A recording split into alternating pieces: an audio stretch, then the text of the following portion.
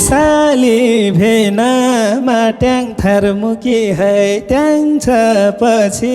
कानु हिँड्नु कि है साली भेनामा ट्याङ थर्मुकी है ट्याङ छ पछि कानु हिँड्नु कि है साली भेना जाउँदै हुँदै भोलि बिहान उज्यालो नहुँदै साली भेना जाउँदै हुँदै भोलि बिहान उज्यालो नहुँदै भोलि बिहान उज्यालो नहुँदै